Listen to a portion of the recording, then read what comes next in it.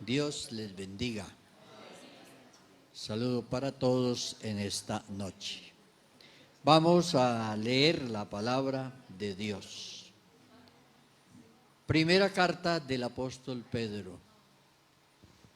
Primera carta del apóstol Pedro, el capítulo 2, versículo 1 al 3.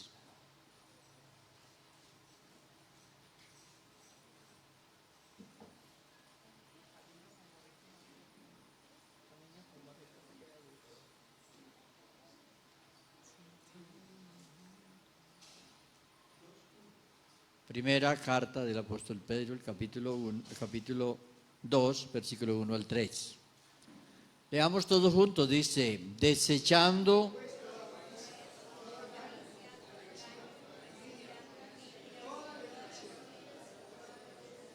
número 2, desead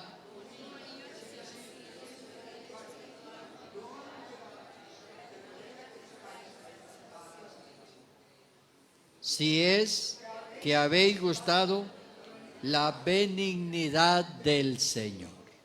Amén. Dele gloria a Dios. Siéntese, ya oramos. Bueno, la palabra del Señor es necesariamente nuestro alimento. Es la que alimenta nuestra vida espiritual. Y bueno, de los 3 versículos que hemos leído esta noche aquí para dar inicio a la predicación, quiero que pensemos en lo que dice el versículo 2. Desead como niños, recién nacidos, la leche espiritual no adulterada, para que por ella crezcáis para salvación. Muy importante que tengamos presente crecer para salvación. Crecer para salvación. Lo que el apóstol está enseñando es que nosotros crecemos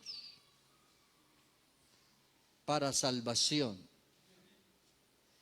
Si nosotros el día que llegamos a la iglesia y que comenzamos,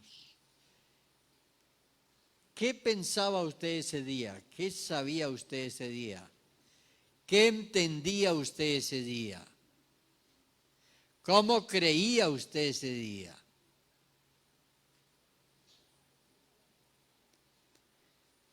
¿Qué piensa usted si nos hubiéramos quedado así como ese día? Que nos hubiéramos quedado como ese primer día. ¿O usted ha crecido? ¿Entiende mejor hoy? ¿Tiene una fe más consistente hoy? Bueno, entonces, crecer para salvación. Crecer para salvación. Se crece para salvación. Eso es muy importante que el creyente lo tenga en cuenta. ¿Cómo se da ese proceso de crecimiento para salvación? Porque se puede dar un proceso de crecimiento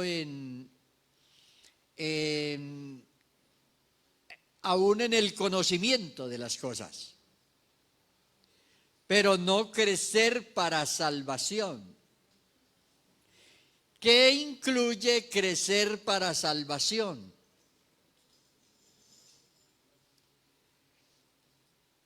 Eso inmediatamente nos manda un mensaje que está hablando de lo esencial, de lo que tiene que ver con la salvación, con aquello que compromete mi salvación. Les voy a poner un ejemplo. Usted va donde un médico y le dice, doctor, es que tengo un dolor de oído. le duele, le mira, tiene inflamado el oído. ¿Qué le dice el médico a usted?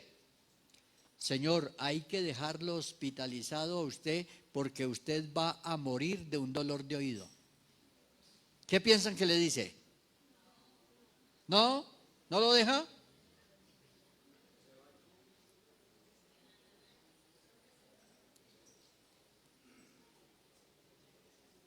Pero vamos a ver que usted va y dice, doctor, desde ayer tengo un dolor en la parte alta de la espalda y me sale al pecho y me siento como asfixiado. ¿Qué dice él? No, váyase que usted no se muere de eso. ¿Qué le dice? Le hace un chequeo y le dice, quédese en observación. Entonces hay cosas que comprometen los signos vitales de la vida, y hay cosas que no lo comprometen. Así en la salvación hay cosas que comprometen nuestra salvación y que en ellas debemos crecer para salvación. O sea que la salvación sí tiene un crecimiento hasta que lleguemos a una medida.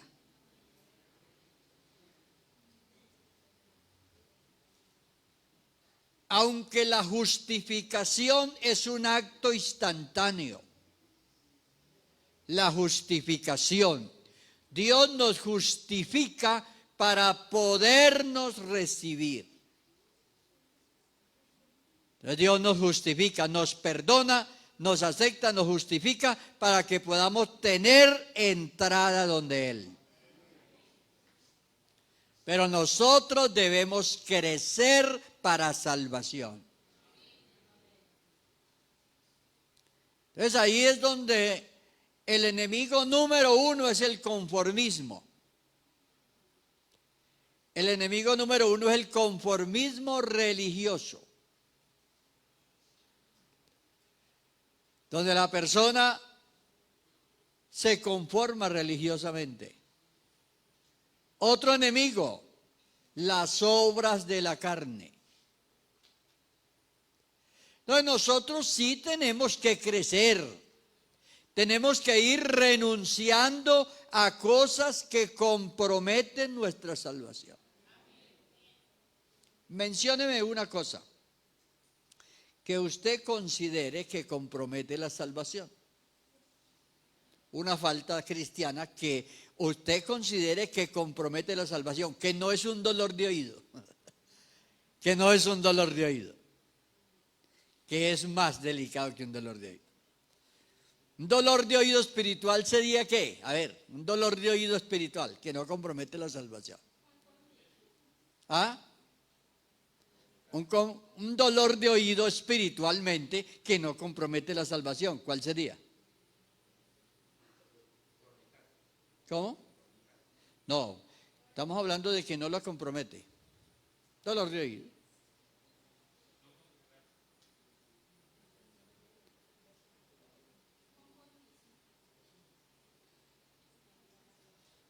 Bueno, entonces mencionen el otro que les queda más fácil.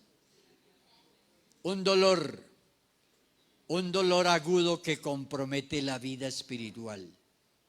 ¿Cuál sería?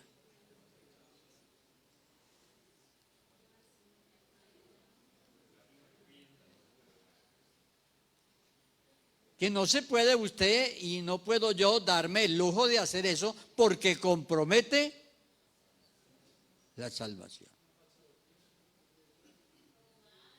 ¿Cómo? ¿Cómo?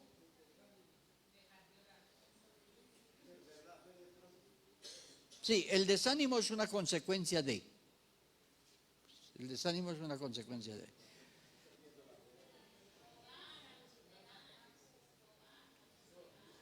Bueno, y vea usted que si uno, entonces, lo que quiero enseñarles esta noche, haga una lista de cosas espirituales que comprometen la salvación.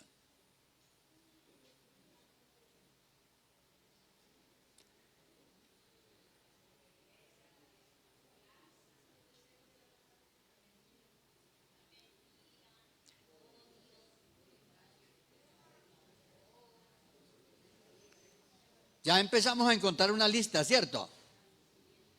De cosas que comprometen, que no son dolor de oído aquí, que se desinflama. Vaya, no, duerman por el otro lado. Y tomen esta pastica y se desinflama el oído y ya. Pero el otro, si usted no va, es que tiene un problema cardio o cerebrovascular. Tiene 3 horas para ir al médico. Tiene 3 horas antes que sea un aneurisma y ya. No, que el hospital está muy lejos y no alcanza a llegar. No alcanzó.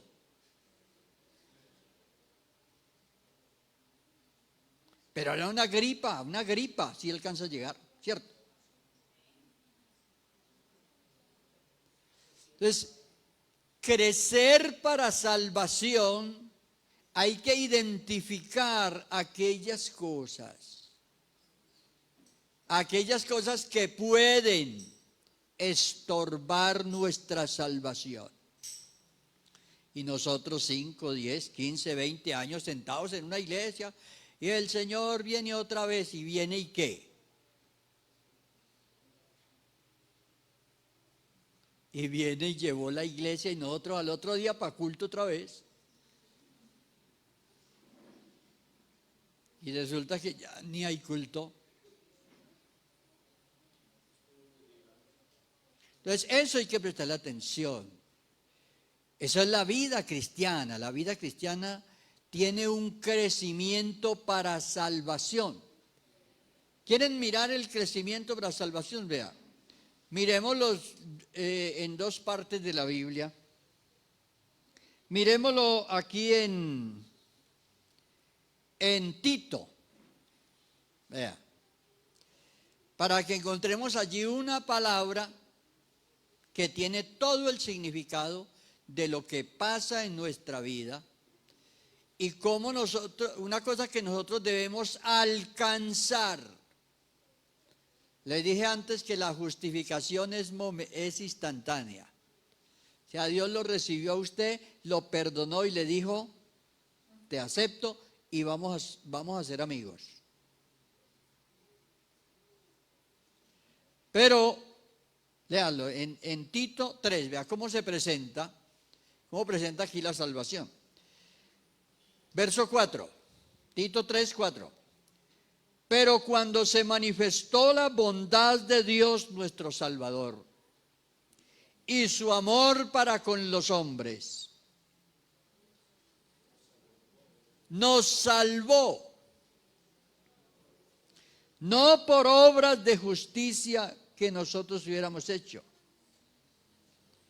sino por su misericordia, por el lavamiento de la regeneración. Oiga, el lavamiento de la regeneración. Continuamente, la regeneración es un objetivo a alcanzar. La regeneración es un objetivo a alcanzar, a tener la naturaleza de Jesús.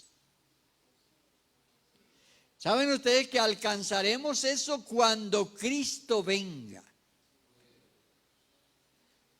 Pero entre tanto que estamos aquí, estamos en ese propósito continuo. Nuestra mentalidad, nuestro entendimiento. Vean, hermanos, hay cosas en la Biblia que a veces nosotros la leemos y no le prestamos atención. Por ejemplo, cuando habla de la fornicación, alguien mencionó por aquí la fornicación, dice, ni aún se nombre entre vosotros. Cosas así tan profundas como esa, ¿por qué? A veces la persona dice, no, fornicar. La fornicación atenta contra el templo de Dios, que es el otro.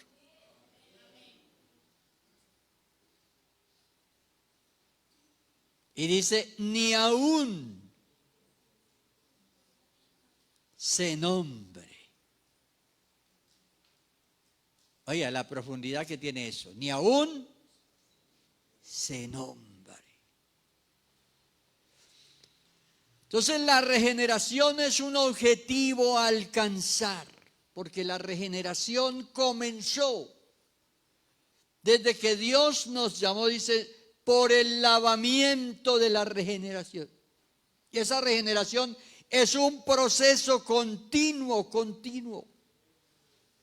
hasta alcanzar la meta de la transformación absoluta cuando Cristo venga.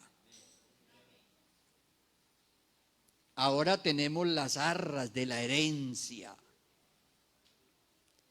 la obra del Espíritu Santo en cada uno de nosotros, que ha transformado, ha hecho una transformación, una renovación, lo que la Biblia llama regeneración. Cambió la mente suya, cambió su mentalidad, cambió su entendimiento, cambió la percepción. Todo esto son las arras, lo que Dios le dio y lo que usted tiene.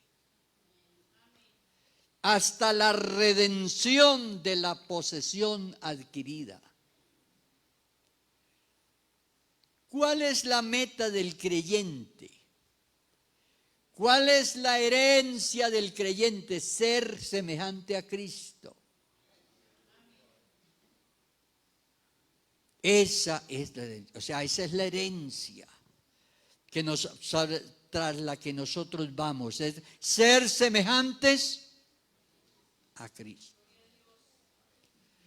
Por eso la Biblia dice en 1 Tesalonicenses capítulo 4, hay un versículo que dice allí,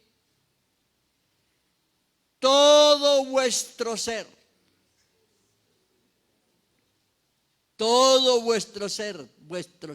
espíritu, alma y cuerpo, sean guardados, ¿qué? Irreprensibles. ¿Hasta cuándo? A la venida del Señor. ¿Qué va a pasar con la venida del Señor? Ese es el punto de llegada. Punto cuando ya de ahí en adelante ya no el pecado, la presencia del pecado no estará más. Nosotros fuimos salvados por el Señor en la justificación de la culpa del pecado. Y estamos siendo salvados por su gracia del poder que hay en el pecado. Y de esa presencia del pecado, porque el pecado está presente en el mundo. Pero un día seremos libres de la presencia del pecado. Entonces, crecer para salvación. Que a veces las personas, hay creyentes, por ejemplo, que afortunadamente son pocos, son muy poquitos los creyentes que piensan así. Pero hay creyentes, o no sé si serán creyentes, pero por lo menos ellos piensan que son creyentes, que ellos no se ocupan de eso. Y a veces ellos se ocupan y dicen, hermano, ¿y qué va a pasar? Ya conocí un señor que vivía en adulterio. Oiga, viviendo en adulterio porque había dejado la esposa. y estaba viviendo con otra. Hermano, ¿y yo qué voy a hacer? ¿Y yo qué voy a hacer, hermano? ¿Qué va a pasar con mi servicio? Oiga, con mi servicio a Dios. Hoy me tocó decirle, dije, ¿qué va a pasar con su alma? Con su alma, piense primero en eso, en su salvación. Vea, hermano, si nosotros nos ocupamos de crecer para salvación, lo demás viene por añadidura.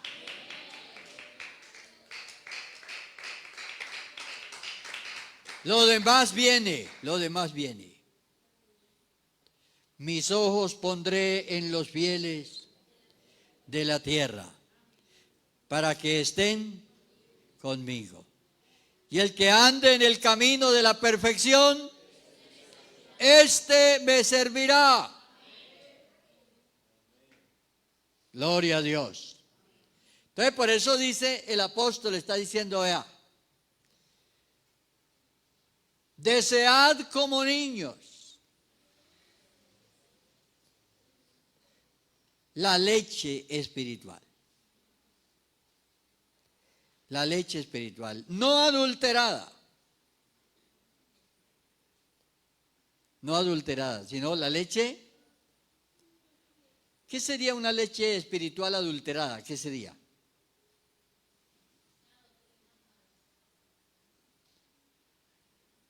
Que le digan a usted, que todo le digan a usted, eso está bien así. Así está bien. Entonces, se toma esa leche con agua, ¿cierto?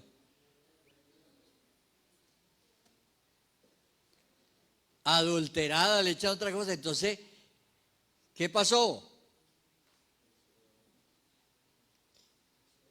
Entonces dice, para que por ella crezcáis para salvación.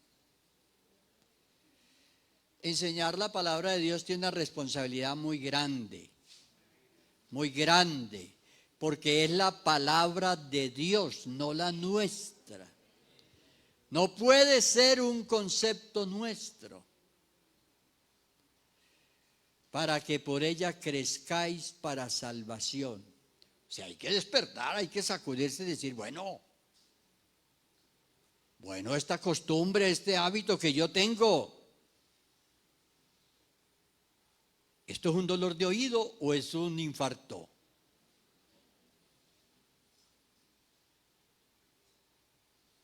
¿Cierto?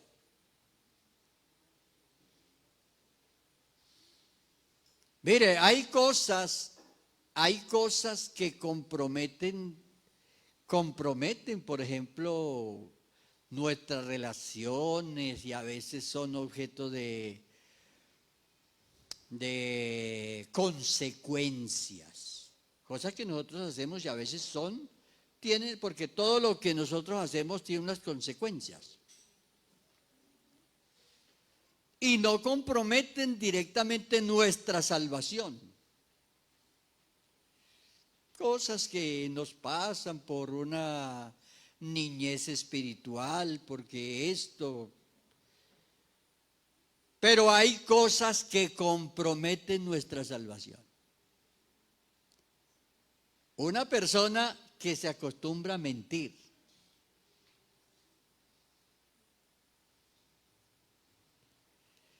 Ustedes saben quién es el padre de la mentira, ¿cierto?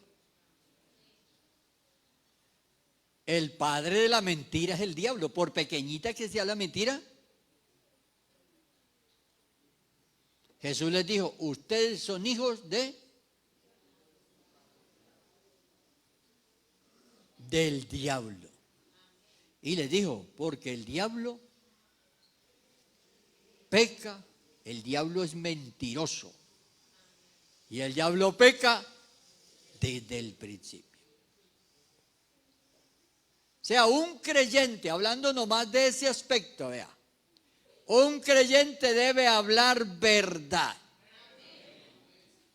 La verdad. Cueste lo que cuesta. Esta es la verdad, ya. No más en eso. ¿Qué otra cosa puede comprometer? Si la Biblia dice espíritu, alma y cuerpo sean guardados, entonces hay personas que tienen una apariencia de piedad. La apariencia de piedad es que hay personas que aparentan ser, a veces hasta aparentan ser humildes. Y el que no los conoce hasta cree, ¿cierto? Dice, uy, qué humildad la de fulano, pero porque no lo conoce. Y se vuelve una apariencia de piedad. Bueno, sáquese una listica, ahí termino yo, sáquese una listica de lo que son los dolores de oído nomás, y lo que son cosas graves que comprometen la salvación. Porque aquí se trata es de estar listos para ir con el Señor. Que el Señor no va a decir, bueno, vengo a recoger la gente, ¿usted dónde asistía? No, que yo asistía en tal parte, ¿qué tal? No, sonó la trompeta y le dice el Señor, os tomaré a mí mismo. Mire, donde esté el Espíritu de Dios,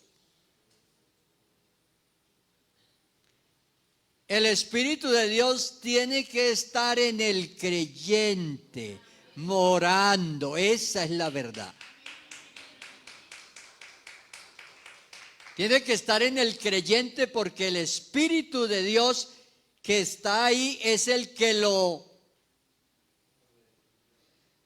Sería como, aquí tenemos un bombillo y tiene una instalación, ¿cierto? Pero vamos a decir que el bombillo está apagado. Pero ¿qué pasa cuando prendemos el switch? Cuando prendan el switch en el cielo, vea. Todos los que tengan la instalación, los que tengan la instalación, donde no esté la instalación se queda apagado. Póngase de pie y vamos a orar esta noche.